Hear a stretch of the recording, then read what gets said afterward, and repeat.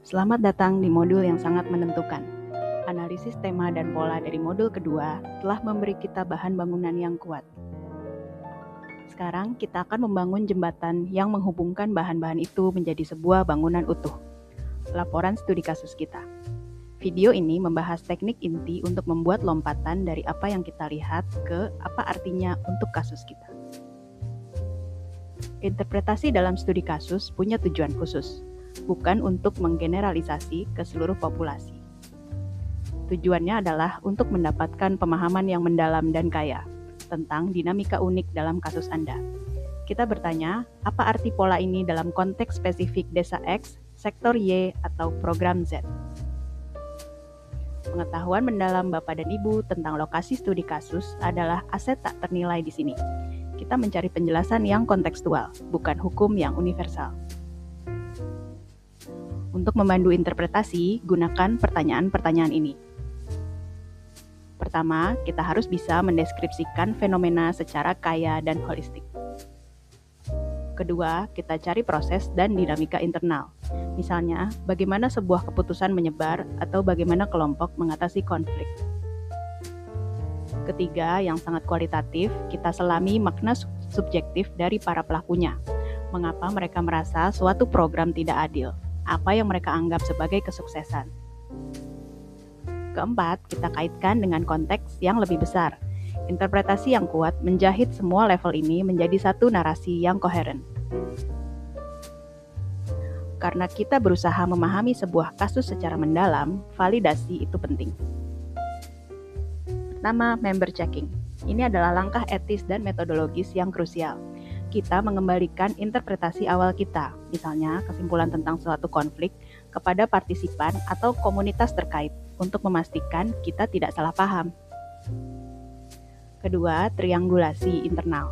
Apakah tema komunikasi yang buruk muncul tidak hanya dalam wawancara dengan warga, tapi juga dalam FGD dengan perangkat desa dan dalam catatan rapat? Konfirmasi dari berbagai sumber di dalam kasus yang sama memperkuat kredibilitas temuan kita. Mari kita lihat contohnya. Data menunjukkan gejala kehadiran tapi diam. Interpretasi yang deskriptif hanya melabeli tidak partisipatif.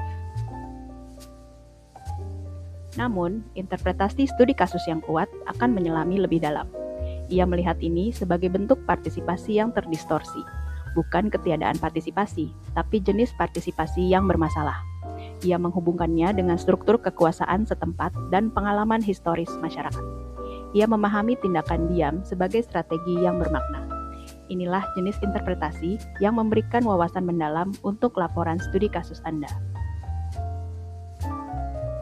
Interpretasi yang baik perlu didokumentasikan dengan rapi untuk dimasukkan ke dalam laporan. Kita bisa menggunakan lembar kerja kesimpulan studi kasus. Untuk setiap temuan atau pulau kunci, isilah lembar ini. Pertama, tuliskan temuan analisisnya. Kedua, tuangkan interpretasi Anda yang mendalam. Ketiga, cantumkan bukti pendukungnya.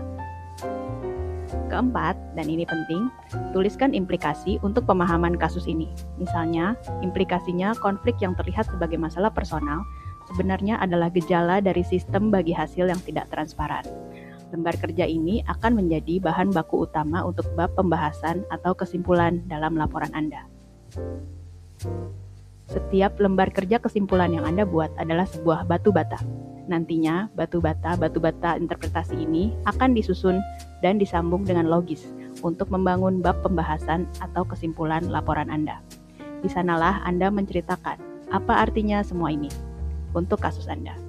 Di video berikutnya, kita akan melihat template dan strategi untuk menyusun semua bagian laporan, dari pendahuluan hingga menjadi kesimpulan, dalam sebuah dokumen yang koheren, kredibel, dan informatif. Sampai jumpa di sana.